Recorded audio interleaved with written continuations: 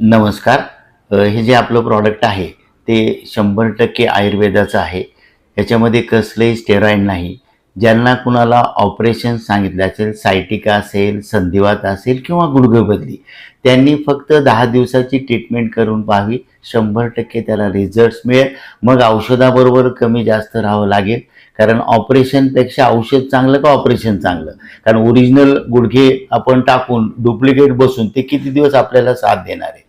त्यासाठी कृपा करून कोणत्याही अपप्रचाराला बळी पडू नका. अतिउत्तम असे हे प्रॉडक्ट आहे.